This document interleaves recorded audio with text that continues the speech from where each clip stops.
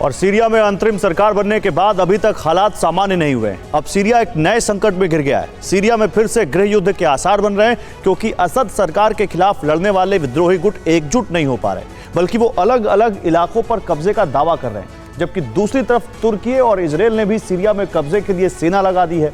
आखिर सीरिया कैसे फिर से गृह युद्ध की तरफ बढ़ने लगा है, अब इस रिपोर्ट में जानिए।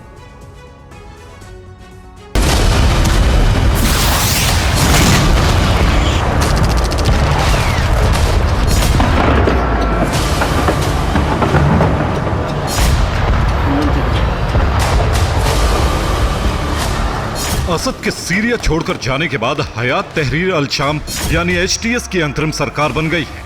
गृह युद्ध खत्म होने का दावा किया जा रहा है।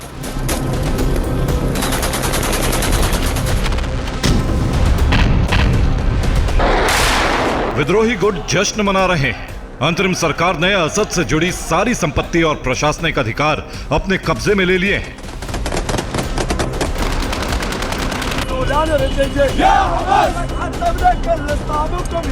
इस बीच सीरिया में कई मोर्चों पर अभी भी हालात खौफनाक बने हुए हैं।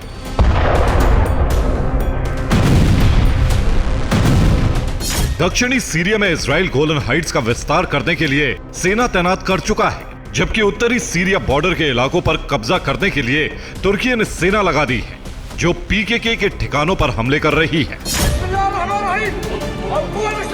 इस बीच एक नया फ्रंट और खुल गया है। फ्रंट लाइन पर एचटीएस और एसडीएफ आमने सामने आ गए हैं, यानी हयात तहरीर अल शाम और सीरियाई डेमोक्रेटिक फोर्स आपस में टकरा रहे हैं, जिससे एक बार फिर से सीरिया गृह युद्ध में घिरता नजर आ रहा है, जिसमें एचटीएस और एसडीएफ में वर्चस्व की जंग शुरू हो चुकी है।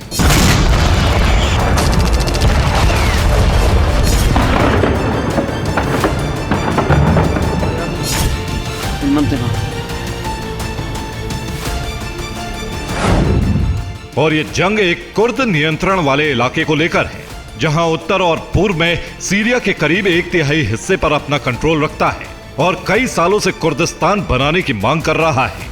एसडीएफ कुर्दिस्तान वर्कर्स पार्टी यानी पीकेके की एक विंग है, जिसको लेकर सीरिया में भारी तनाव है।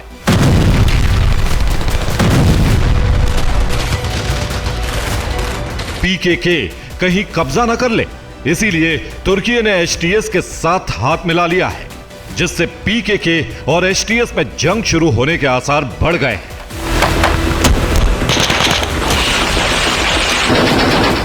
जबकि असद के खिलाफ दोनों अलग अलग फ्रंट पर लड़ रहे थे।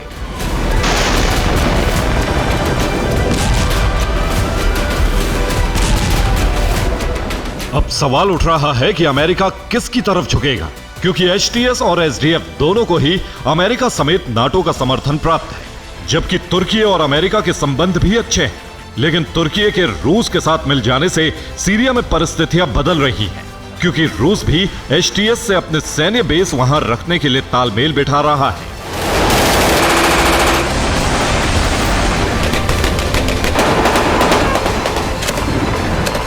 ऐसे में सीरिया में अमेरिका विरोधी मोर्चा तैयार हो रहा है। हालांकि अभी एचटीएस ने पत्ते नहीं खोले हैं, लेकिन कोबानी इलाके में एसडीएफ के खिलाफ उसकी सैन्य कार्रवाई बता रही है कि वो गोलान हाइट्स में भी इजराइल के खिलाफ युद्ध का ऐलान कर सकता है।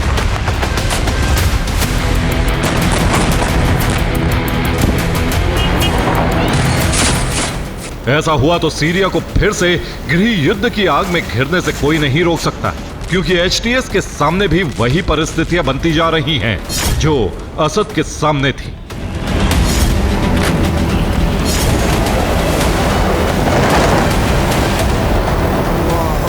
Bureau report, TV9 Bharatvarsh.